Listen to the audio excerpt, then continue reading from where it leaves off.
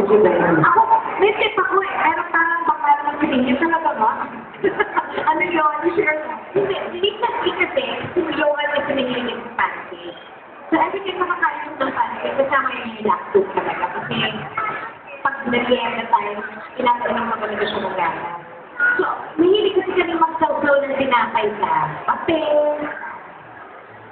juice, di ba juice? Soft drink. Ganun ako lumaki ng bata. So, tinuturo ko sa kanya. Kasi yun yung mga bagay na simple pleasure ko sa bata. So, ang ginawa niya yung pancake niya, sinawsaw niya sa lactose choco. Ay, ang sarap. Kasi tinikman ko eh. Hindi ako nagluloko. Subukan ko ninyo. Sausaw niyo yung pancake sa lactose choco. Ang sarap. May hindi ko naman sa tinapay.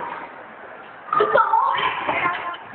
Ang may lactose choco sa tinapay. Ang sarap talaga sa hindi ako kasi kaya nasabi ko pakisigan mo yung one. Medyo weird kami yan. Pero try to test it ko kasi ginagawa natin sa bahay. So, parang naging ano siya, yung kami ngayon, meron kami ngayon parang concept. Paano po ba? Hanggang saan ko pwede yung yun, so far, ginagawa ko na yung pancake.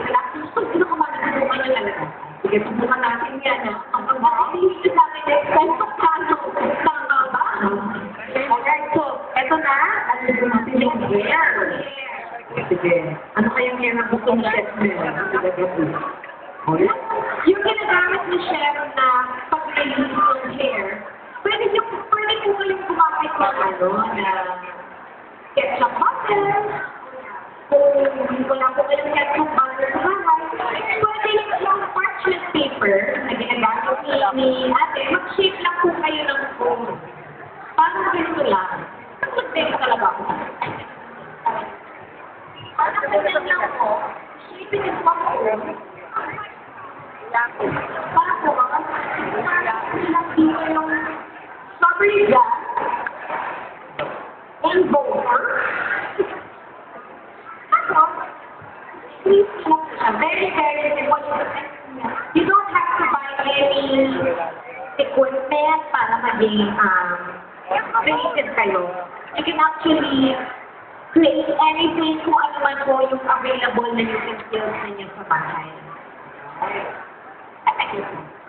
Gusto ko lang i-dagdag, minention sila niya yung mga dahil na mahilig silang mag-dahil, diba? Mag-saw-saw ng mga pancakes, sa milk, and all that.